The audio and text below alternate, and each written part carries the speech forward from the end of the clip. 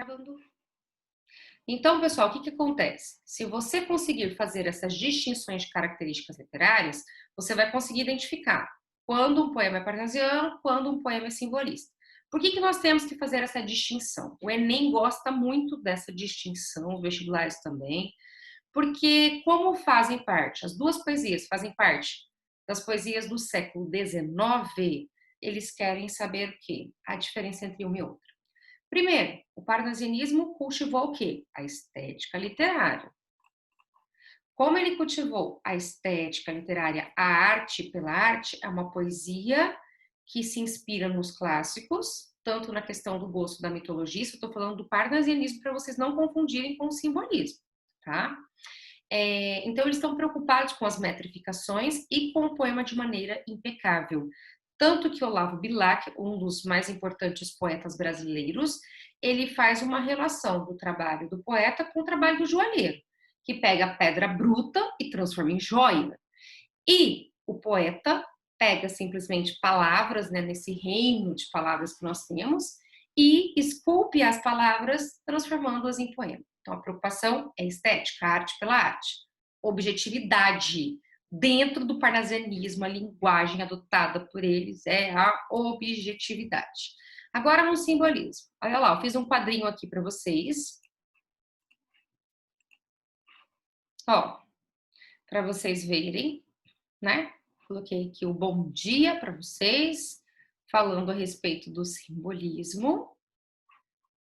E nós temos um resuminho aqui, então. Características da poesia simbolista. Ó, a diferença da parnasiana. A parnasiana trabalha em cima da objetividade. O simbolismo trabalha com a subjetividade. Os parnasianos se inspiram nos clássicos. O simbolismo resgata lá do romantismo algumas essências para suas produções poéticas. Então, são duas poesias do século XIX e uma diferente da outra. O que eles vão se assemelhar ao parnasianismo e o simbolismo? Na forma. Porque às vezes você bate o olho e vê um soneto e vai falar, já é parnasianismo. Não. Pode ser simbolismo. O simbolismo também adota. O soneto também adota um vocabulário muito culto e tem muita musicalidade, que vocês vão falar, lá, ó, a presença das rimas. Então tem que tomar cuidado com as diferenciações, não, com as semelhanças entre o parnasianismo e o simbolismo, para você não cometer o erro de marcar lá versos como parnasiano sendo simbolista, tá? Então a diferença está aqui, ó, a subjetividade, que eles se inspiram nos românticos. Quais românticos que eles vão se inspirar, professora? Principalmente, gente, deixa eu até colocar aqui para vocês, vou fazer uma marcação. Segunda geração romântica. Por que, professora, segunda geração romântica? Porque a segunda geração byroniana ultra romântica trabalha em cima do quê, gente? Do pessimismo, da tristeza, da melancolia, da angústia do ser. E o que nós vemos aqui dentro?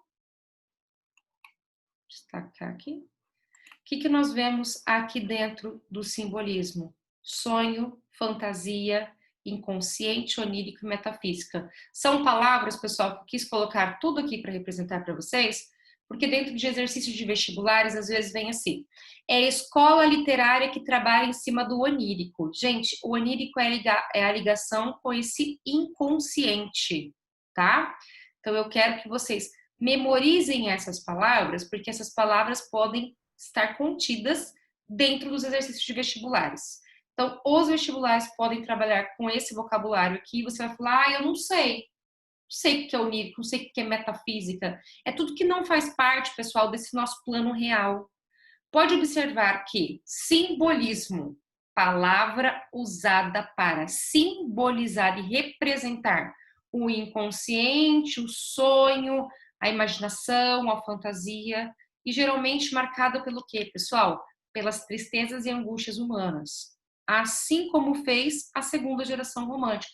Então, eles buscam inspiração também na segunda geração romântica para colocar aqui dentro dos seus poemas, ok? Sugestão, essa é a palavrinha-chave aqui que nós temos do simbolismo, porque o simbolismo não define nada. O simbolismo apenas sugere, assim como Monet também fez lá dentro de História da Arte, na arte plástica. testar as pinceladas, né, pessoal? Então, nós vemos tudo isso. Ô, Gabriel Turque! Bom dia, Gabriel!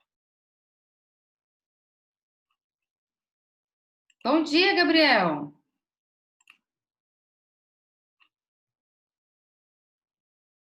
Gabriel? O microfone está funcionando direitinho? Então, tudo bem, Gabriel?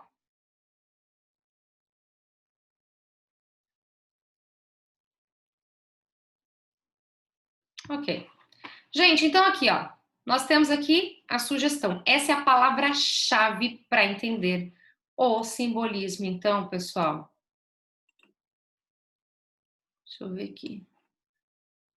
Ah, entendi, Gabriel. Tava com saudade de você. Por isso que eu tava querendo conversar um pouquinho com você. Perguntar como que você tá, se tá tudo bem. Bom dia, Aninha. Ana Beatriz. Então, gente, sugestão é a palavra-chave, né, que eu tinha colocado para vocês entenderem o simbolismo. A sinestesia, que é uma figura de linguagem que mescla as sensações, e o simbolismo você tem que entender muito mais com os sentidos do que com a razão. Não tem como entender o simbolismo com a razão. Justamente por isso que eles adotam a linguagem subjetiva. Ele tenta codificar o inconsciente, o sonho. Então, o que ele vai usar? Mesclar sensações. Por isso que ele trabalha em cima da sinestesia. Mesclar sensações, né, de órgãos ou sentidos diferentes. Trabalha, então, o ritmo. O poema simbolista, ele tem muito ritmo. Ele tem musicalidade. Vozes veladas, veludosas vozes, né? E aí nós vemos aqui a presença de aliteração e assonância, repetição de consoante, repetição de vogal. O vocabulário do simbolismo é extremamente culto e particular. O que significa essa particularidade? Quando nós estamos falando de particularidade, nós estamos dizendo que alguns vocábulos pertencem a determinados públicos. Por exemplo, ao público religioso. Então, nós vamos ouvir salmos, hinos, antífona, são termos que pertencem ao campo da religiosidade, ok? Lá da questão do misticismo. Então, são vocábulos que pertencem àquele campo do misticismo. Então, nós vamos perceber que o vocabulário é culto e ele vai ser, de uma certa maneira, específico, tá? Nós vamos ter presença de reticências. Peraí, pessoal. Ai. Saúde. Obrigada. Mais um espirrinho. Obrigada. E quando eu coloco para vocês aqui, ó, presença de reticências, é que a maioria dos poemas simbolistas nós vamos encontrar a presença das reticências. Sempre o professor vai ter presença de reticências? Gente, nem sempre, tá? Então aqui é uma característica que ajuda você a esteticamente bater o olho e falar, tem reticências. Mas vocês têm que fazer a verificação das outras características para que vocês possam entender, não, constatar que de fato é um poema simbolista e não é um poema parnasiano, tá? A principal diferença já de cara do poema parnasiano para o poema simbolista está aqui, ó, na linguagem, tá? Os simbolistas, subjetivo. Os parnasianos, objetivo. Ah, professora, mas a senhora falou que em alguns momentos o Olavo Bilac, o Raimundo Corrêa, eles fogem um pouquinho do estilo parnasiano e escrevem de maneira subjetiva. E aí?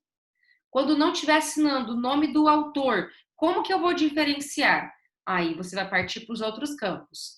Tá falando de inconsciente, tá falando de pessimismo, de angústia, usando esse vocábulo mais místico e religioso, pronto, é um poema simbolista. Então tem como fazer essa diferença, ok? Eu vou interromper aqui só um pouquinho. Bom dia, Ana Beatriz. Estou vendo aqui no chat também. O Turque diz que está tudo bem, que bom, fico bem feliz, porque eu fico com saudade de vocês. Olha o Theo. Bom dia, Theo. Eu vou compartilhar novamente a minha tela, pessoal, mas nós vamos entrar agora lá no Cisflaming, para vocês verem o nosso roteiro, o nosso plano de estudo.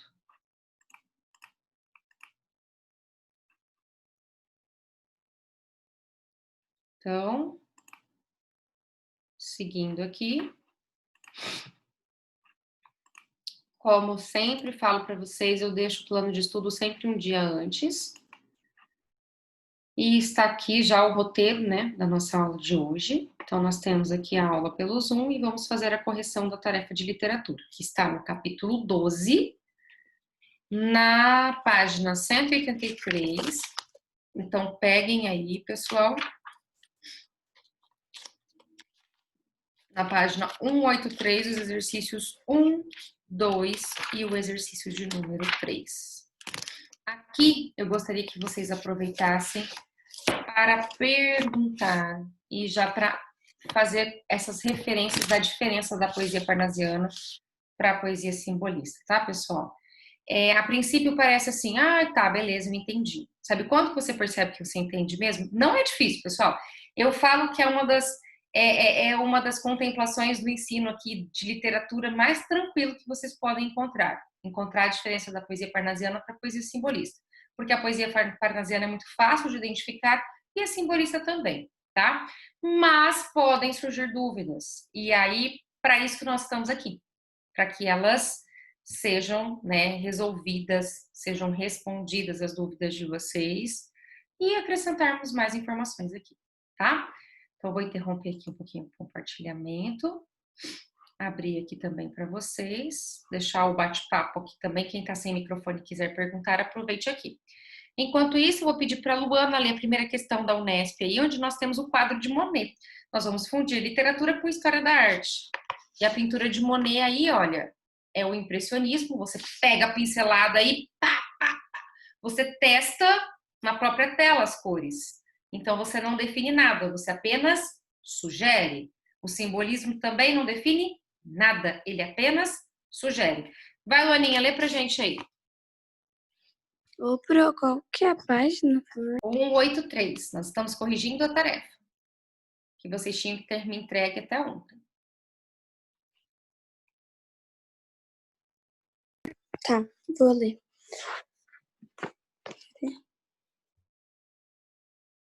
Essa, a questão 2? A 1 do ano.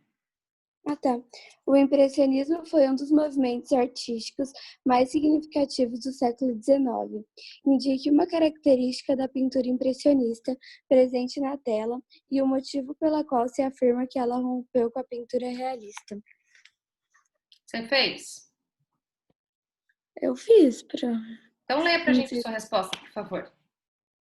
Eu coloquei que o pintor explorou a luminosidade por meio das pinceladas. Tá. E ele não definiu nada, ele apenas sugeriu. Pessoal, o âmago da questão aí, porque a gente tá dentro, né? A de arte, Ana Beatriz, era da semana anterior. A dessa semana não era. O que estava lá escrito de arte era para corrigirmos em aula. Nós fizemos isso, nós corrigimos em aula, tá?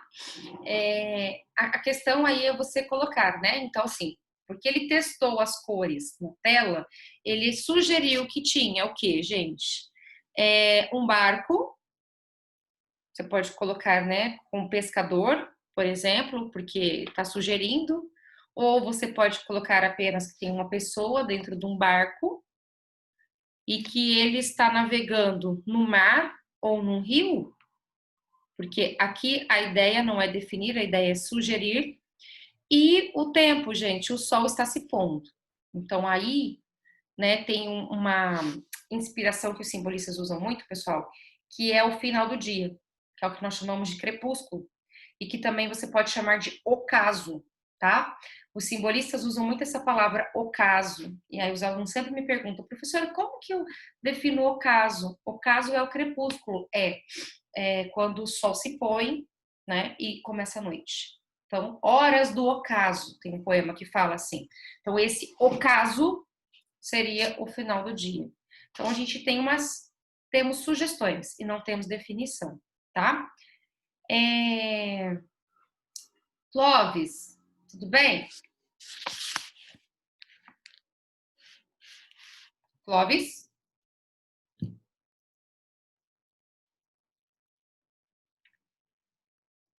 Clóvis? Você pode ler a segunda questão, Maria Fernanda, por favor? Posso. Obrigada. Vai Inútil. primeiro ler o enunciado, Maria Fernanda. Sempre faça isso.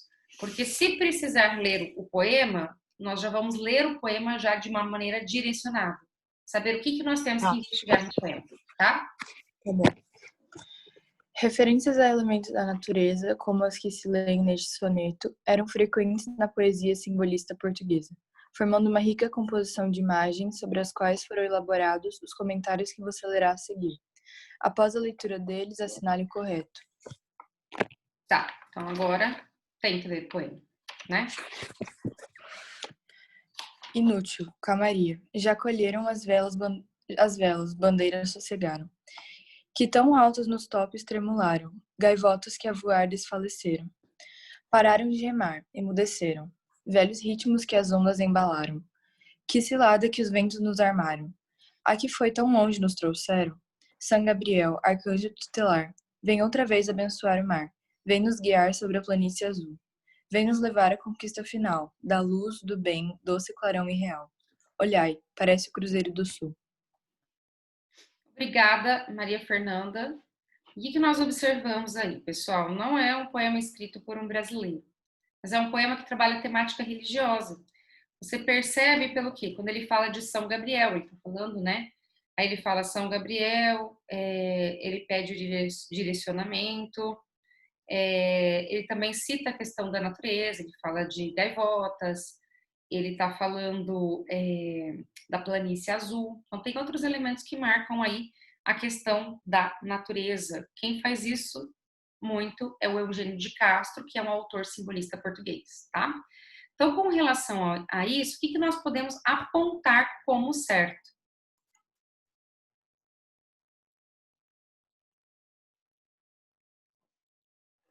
Tá. Obrigada, Ana Beatriz. O eu lírico, ele atribui a um elemento da natureza sua decepção e perplexidades atuais. Perplexidade atuais. Letra B.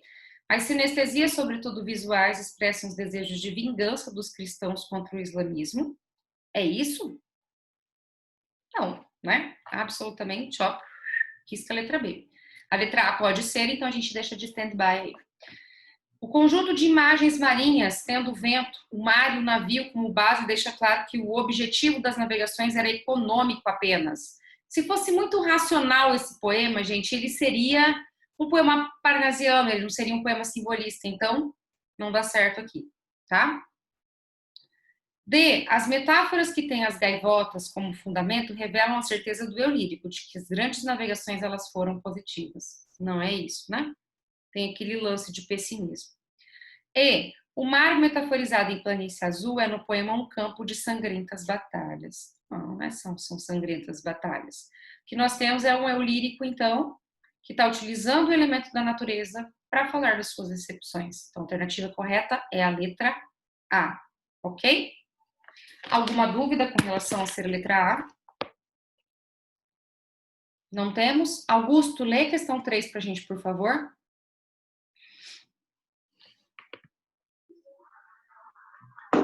Leia as seguintes afirmações sobre os períodos literários. Augusto, você lê a primeira, pausa para a gente já analisar se é verdadeiro ou se é falso, ok? Tá. A tentativa de conciliar o espiritualismo medieval com o humanismo renascentista provocou a tensão tão peculiar ao estilo barroco e as contradições próprias a uma tendência que ora festeja a razão, ora a fé, ora o sensorial, ora o espiritual. Tá. O que ele coloca aqui, né? Ele fala de períodos literários. Então, essa questão, pessoal, ela vai além de falarmos de simbolismo e além de falarmos da escola literária anterior, que é o parnasianismo. Ele já compila, ele já reúne todas as outras escolas literárias. E eu queria que vocês se atentassem para isso. Já falei e reitero, pessoal, milhares de vezes. Não podemos esquecer que a primeira escola literária da língua portuguesa é o trovadorismo, que a segunda é humanismo, a terceira é o classicismo. Depois estudamos o quinhentismo brasileiro. Começa-se o Brasil, começa-se a literatura brasileira. Depois estudamos o barroco, depois vem o arcadismo, depois do arcadismo, romantismo, depois do romantismo, realismo, depois do realismo, nós temos o naturalismo, e aí temos o impressionismo do Raul Pompeia, lá com a obra O Ateneu. Depois nós temos o parnasianismo e agora nós temos o simbolismo. Não podemos esquecer o nosso passado, a nossa linha literária. Nossas primeiras aulas esse ano presenciais, elas contemplavam toda a linha literária. Nós fizemos uma revisão do passado literário da língua portuguesa. Então aqui nós não podemos discriminar as outras escolas literárias. Então o que nós temos que fazer? Investigar e ver se as afirmações aqui sobre as outras escolas literárias anteriores, se as informações estão corretas. Então ele joga aqui, ó, a tentativa de conciliar o espiritualismo medieval. Lembra que medievalismo? Tudo bem, Maria Eduarda? Tranquilo, nós estamos na página 183, terminando de corrigir a tarefa. Só para você situar aí. Pegue aí que daqui a pouco você já vai ajudar a gente. Então, quando ele fala, né, de conciliar esse espiritualismo medieval, nós estamos falando da Idade Média. A Idade Média, a religião, ela estava o quê, pessoal? Acima de tudo e todos praticamente aí, que era a época do teocentrismo. Então, até aqui, beleza. O humanismo renascentista, então, o humanismo, ele começa a desvencilhar-se da época medieval e ele começa a partir para o Renascimento, que a gente vai ter como foco aonde? Dentro do classicismo. Então, ele loca para cá, e aí depois a gente percebe que o estilo barroco, gente, o barroco é as contradições, as antíteses, né? O cultismo e o conceptismo, o bem, o mal, salvar a sua alma ou viver uma vida de pecados, né? O pecado e o perdão, e nós vamos ver aí, né? Ora festeja a razão, ora a fé, ora o sensorial, ora o espiritual. Então, verdadeira essa questão aí, tá? Aqui está fazendo uma análise das outras escolas literárias, que vocês não podem esquecer. Por que eu tô falando isso? Porque daqui para frente, até nas avaliações de vocês, eu vou colocar lá, leia os versos abaixo e marque a alternativa correta com relação às escolas literárias. Aí eu posso colocar poemas românticos, poemas parnasianos, poemas simbolistas.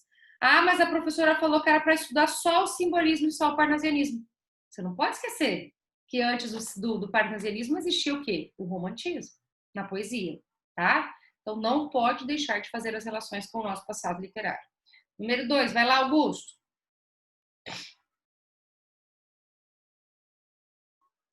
Item 2. Os românticos, quando se voltam ao passado, não fazem em busca de modelos, mas por sedução pelo remoto, por tentativa de fuga do presente, manifestando-se assim o sonho, a loucura e a utopia. Tá.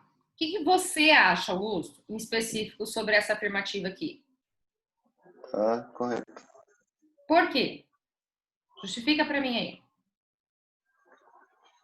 Porque os românticos não tinham preocupação com a realidade em si. Era mais com um sonho, com um subjetivismo. Ótimo, ótimo, ótimo. Principalmente com quem? Que eu vou colocar aqui, ó. Eu compartilhei a minha tela com vocês. Principalmente... Opa! Deixa eu compartilhar outra.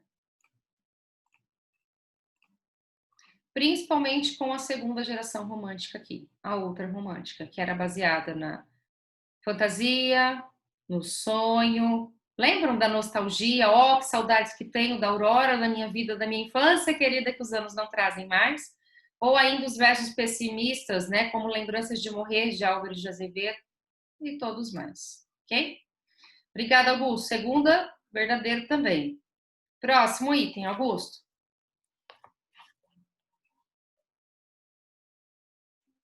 Os parnasianos, continue aí. Parnasianos, renegando o tom confessional da poesia romântica, aspiravam à impessoalidade livre de qualquer subjetivismo, numa arte em que predomina o conteúdo sobre a forma e a inspiração sobre a técnica. Obrigada. Até, gente, subjetivismo, tá correta a definição a respeito do parnasianismo. Veja bem, ele renega o tom confessional, sim. Ele aspira uma impessoalidade, porque ele procura a objetividade. Mas a hora que ele coloca aqui, gente, olha lá, ó, livre de qualquer subjetivismo, beleza? Perfeito.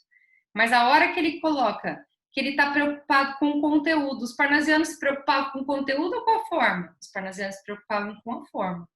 A forma era mais importante do que o conteúdo, então aqui já tem o erro. E outro que ele coloca, a inspiração sobre a técnica, né? Então, assim, predomina o conteúdo sobre a forma? Não, então aqui já é falso. Ok? O último aí, Augusto.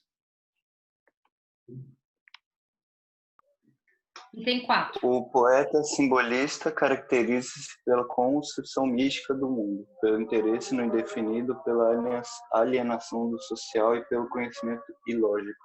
O que você acha? Verdadeira também. Verdadeiro, né, pessoal? Nós não definimos nada. Ao lado aí, você já pode colocar aí sugestão. O simbolismo trabalha em cima da sugestão. Há alguma dúvida, meus amores, com relação à correção da tarefa? Podem explanar sem problema nenhum. Tá. Se as dúvidas surgirem ao longo aí da nossa aula, vocês podem perguntar também. Vamos seguir aqui o nosso roteiro, nosso plano de aula, tá? Simbolismo no Brasil, capítulo 13. Nós tínhamos, né? Se em casa vocês quiserem novamente assistir aquela videoaula, que nós também já assistimos juntos aqui, que eu gravei para vocês, fiquem à vontade. Vamos resolver aqui os exercícios da seção Texto em Foco. Peguem a página 185, ok? Depois a gente vai para 189, depois 190 e 191. Eu vou dar um tempinho para vocês lerem de maneira individual aí o texto Antífona, que foi escrita pelo maior poeta brasileiro do simbolismo, que é o Cruz de Souza. Lembrando, é aquele afrodescendente que sofreu, né, preconceitos por ser um afrodescendente, e ele, então, tem uma fixação pela cor branca, né? E aí vocês vão ler, eu vou dar 8 minutinhos para vocês resolverem essa questão, e nós vamos trazer a devolutiva aqui para discussão. Então, vamos Questão 1, começar. né? A primeira questão, isso, nós vamos começar a corrigir aí a atividade que vocês desenvolveram agora. Ok. Questão 1. Muitos poemas simbolistas sugerem uma atmosfera religiosa. De que forma isso acontece nesse poema?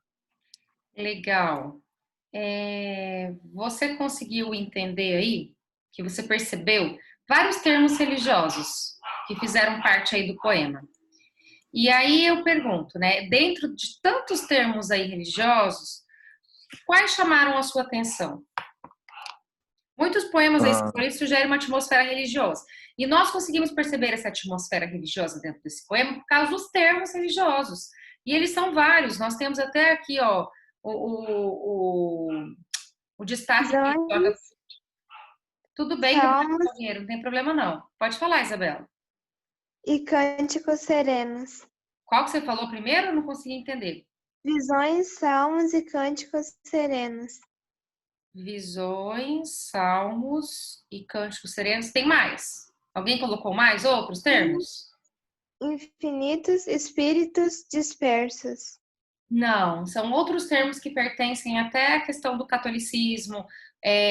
São termos até usados dentro de uma missa. Requiem, órgãos edênicos? O requiem, exatamente. Isso. Né? Que são termos usados em missas fúnebres. Tem outros termos também, que vocês não falaram ainda. Alguém colocou outros termos aí?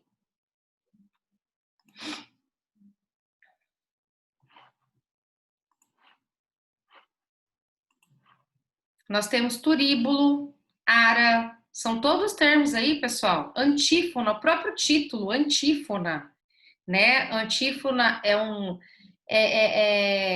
prenúncio, né? Na verdade, ele é um versículo lido antes de você ler um salmo dentro de uma missa católica, então.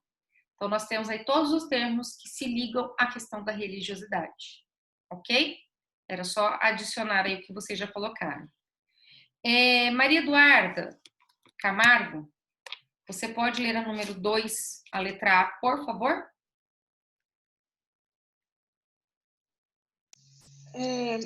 O eu lírico evoca elementos que deverão estar presentes nas criações de seus versos. Que elementos são invocados? O que você fez, querida? Eu coloquei dos espíritos, os infinitos espíritos dispersos inefáveis, edênicos e aéreos. Ou seja, também você não consegue nem definir que tipo de espíritos são esses, né? Ele fala muito da vaguidade. Então, ele fala espíritos vagos, né? Então, até o espírito você não consegue definir, que é a intenção do simbolismo. Trabalhar com essa questão do vago, né? Da não precisão, da sugestão. Até na questão de invocar algum espírito e tudo mais. Olha como que tem uma ideia casa com a outra aí. Obrigada, minha linda. Matheus Fabres. Matheus, Oi, professora. pode ler a letra B, meu querido?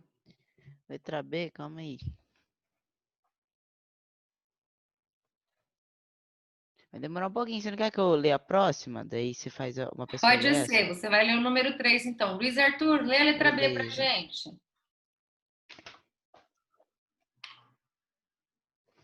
Luiz Arthur.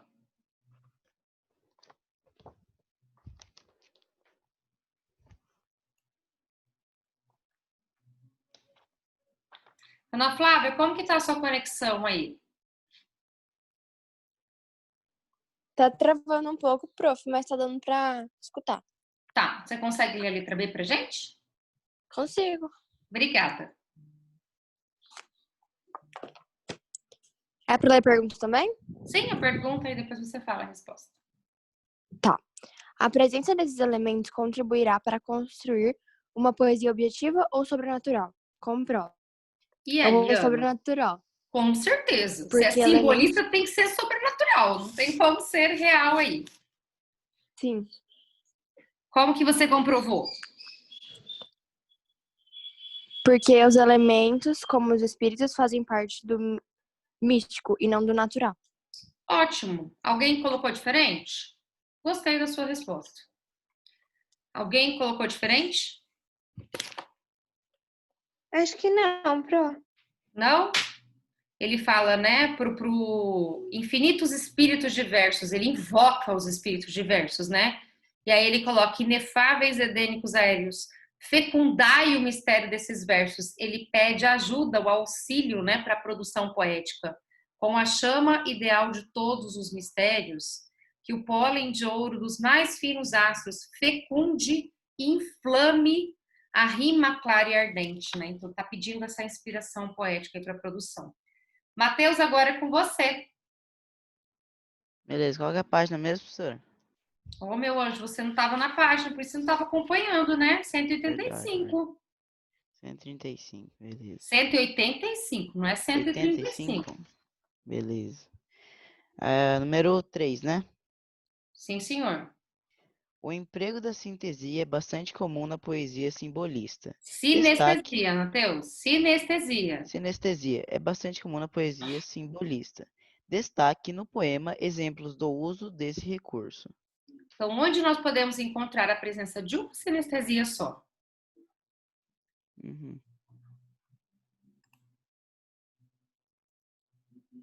Ok, Arthur, você está na fazenda?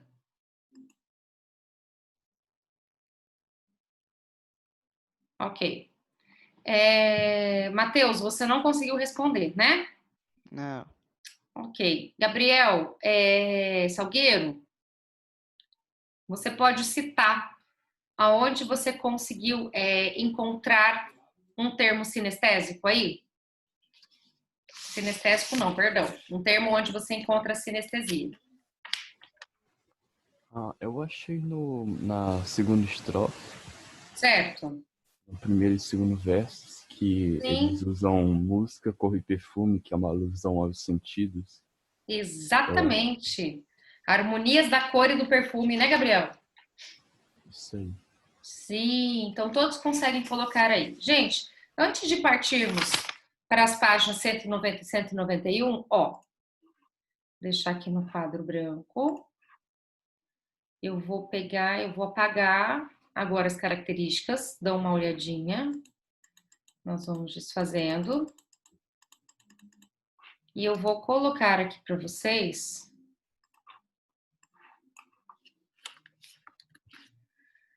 um poema do Cruz e Souza para fazermos a análise, encontrarmos as características simbolistas, tá? Quem tá sem o microfone, eu vou pedir para usar o chat. Gabriel Salgueiro, encontra uma característica simbolista para mim aqui nesse soneto do Cruz e Souza.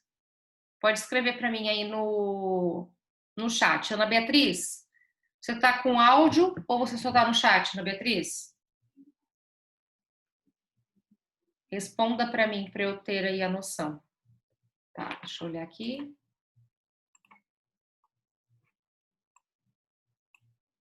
Você tá só no chat, Ana Beatriz, ou você consegue usar o seu microfone aí?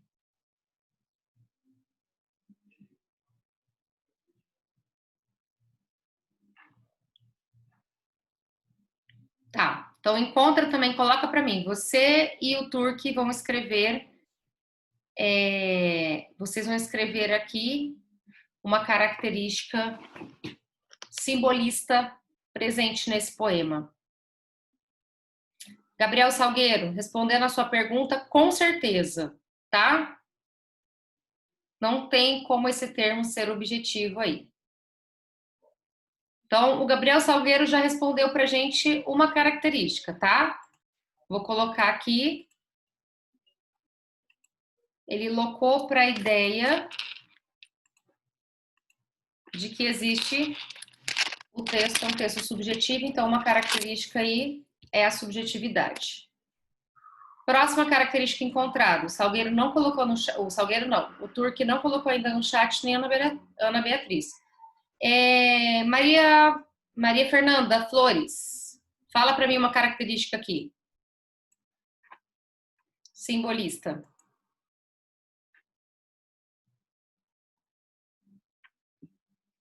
Ai, tá. Espera aí. No segundo?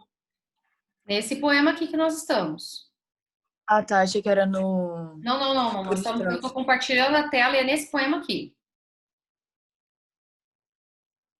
Augusto, qual foi a característica que você encontrou?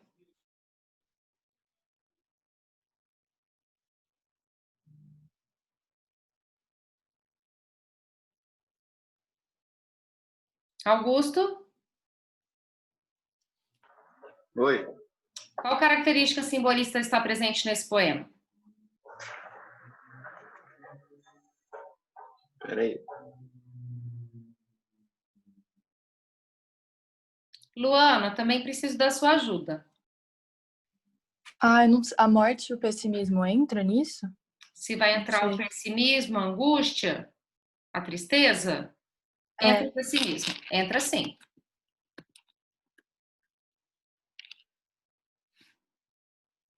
Acho que é as rimas, professora. O quê? As rimas. Não entendi. As rimas. Musicalidade, né, Augusto? As rimas você fala lá no parnasianismo, aqui chama musicalidade. A musicalidade provocada por meio de assonâncias, que é repetição de vogais, e aliterações, por meio de consoantes, repetição de consoantes. Ok, Luana, fala uma.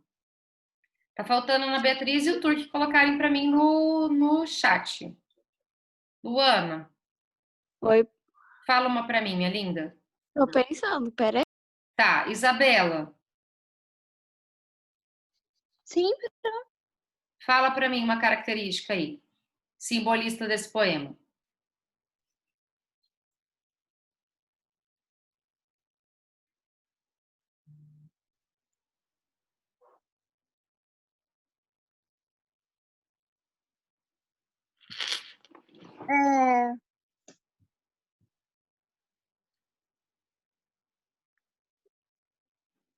Sinestesia?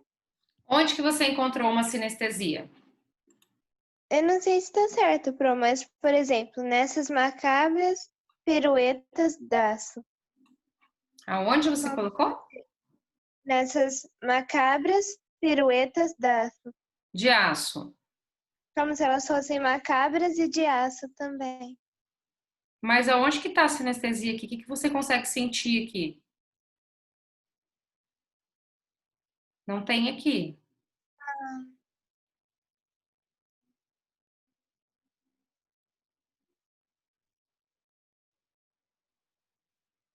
Ah, não sei, Pro. Tá. Aí a Ana Beatriz também tinha colocado a sinestesia que não tem. Nesse termo, não.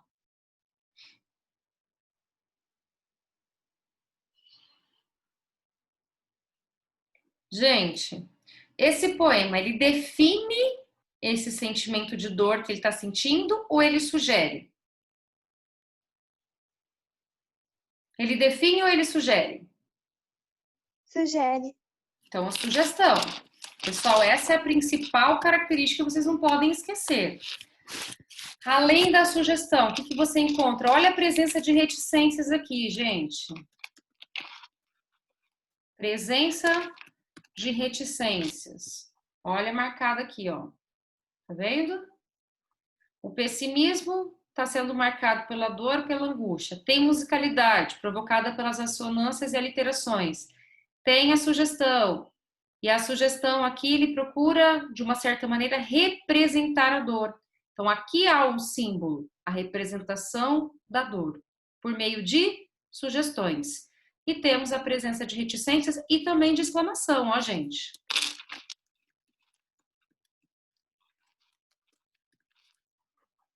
Ok? Então, vamos voltar aqui. João Pedro, pode ler a primeira aí, da página 189, por favor. Posso? Tá, João Pedro, eu vou ler o poema para você, tá? Vou ler esse soneto aí, do Cruz de Souza, O Cavador do Infinito. Aí você lê o enunciado. Com a lâmpada do sonho desce aflito e sobe aos mundos mais impoderáveis. Vai abafando as queixas implacáveis da alma ao profundo e soluçado grito. Ânsias, desejos, tudo a fogo escrito, sente em redor os astros inefáveis. Cava nas fundas eram insondáveis, o cavador do trágico infinito. E quanto mais pelo infinito cava, mais o infinito se transforma em lava, e o cavador se perde nas distâncias. Alto levanta a lâmpada do sonho, e como seu vulto pálido e tristonho, cava os abismos das eternas ânsias. Nesse poema nós temos uma característica que nós não tínhamos colocado antes, que é a presença de maiúsculas alegorizantes. Então eu gostaria que vocês escrevessem ao lado aí, presença de maiúsculas alegorizantes.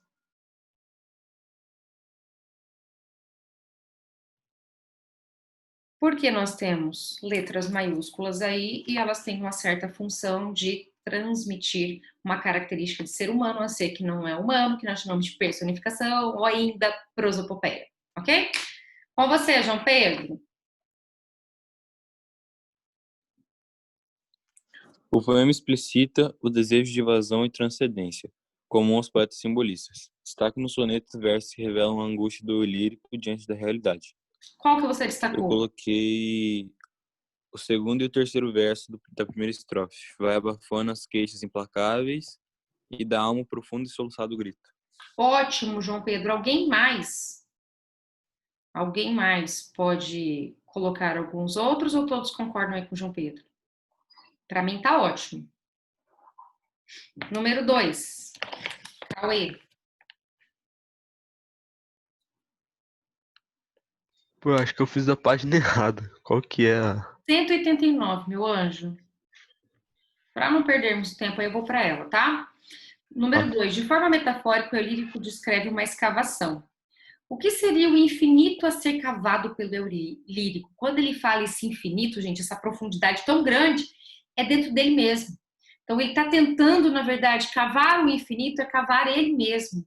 Ele está indo em busca do próprio conhecimento, ou seja, do autoconhecimento. Então, ele mergulha-se dentro dele mesmo para ele se encontrar, ok? Então, ele escava-se a si mesmo em busca do autoconhecimento.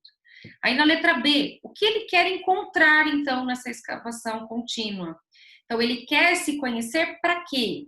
Para ele encontrar respostas para suas angústias, para suas inquietações.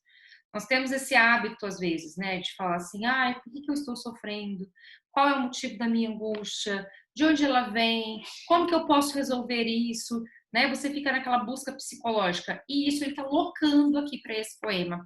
Então, ele quer encontrar as respostas das suas angústias e seus sofrimentos. Ok? Alguma dúvida aí? Maria Eduarda Camargo. Está ligada ao poema Ismália, nós já tínhamos lido na aula passada. Pode ir direto na pergunta. Tá. O poema de Afonso de Guimarães é construído a partir de antíteses. Grife no texto exemplos dessa figura de linguagem. Eu só grifei uma, prof.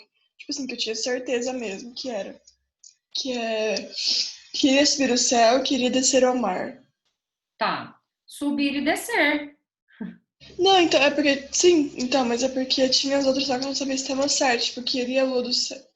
O céu, Maria Eduarda, representa o alto e o mar representa o baixo. Entendeu? Então, também é outra contradição. Tá. Perto e longe também. Você conseguiu achar? Perto e longe? Acho que sim. Tá, sim. Estava perto do céu, estava longe do mar. Isso aí também é uma antítese, tá? Que é uma ideia contrária. Na letra B, o que essas oposições quiseram nos informar? O que elas queriam trazer? Qual delas representa a realidade? Qual delas representa o espiritual? O espiritual a realidade espiritual é a realidade terrena. O espiritual é representado pelo céu. Ótimo. E o terreno pelo mar e pela terra. Pelo mar, né? Isso aí. Número 4. De que forma, né, a loucura e os sonhos são tratados nesse poema? Como que a loucura e os sonhos são colocados dentro do poema, gente? Aí a gente loca para a ideia transcendental, né? Porque o ser humano, de uma certa maneira, estava tentando fugir da realidade. Para encontrar no mundo transcendental, tipo, a solução ou a fuga para os seus problemas, a fuga para as suas tristezas. Quem faz muito isso? Segunda geração romântica. Porque eles viam na morte a solução, né, para os sofrimentos terrenos, e da mesma forma que ele está tentando fugir para uma vida transcendental, para que ele possa atingir um instante, vamos colocar aí, de paz, tranquilidade, serenidade. Ok? Na número 5, que outra escola literária? Aí, pronto. Tratava a loucura e a morte da mesma maneira. Qual é a escola literária que tratava do mesmo jeitinho com a loucura e com a morte da mesma maneira? Quem pode responder aí? Bem facinho. A gente acabou de falar.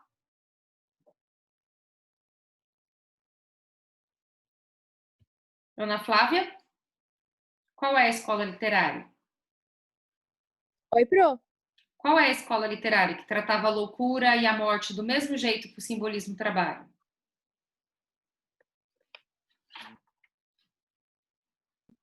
Não sei, prof. Não sabe? Mas nós tínhamos colocado ali. Romantismo? Romantismo. A segunda geração romântica. Segunda geração. Por isso que eu estou reiterando para vocês. Segunda geração romântica. Romantismo, romantismo, romantismo. Ok? Ó. Consolidando os saberes, então, pessoal, nós temos aí a continuidade desses exercícios e tem a tarefa para vocês resolverem, tá?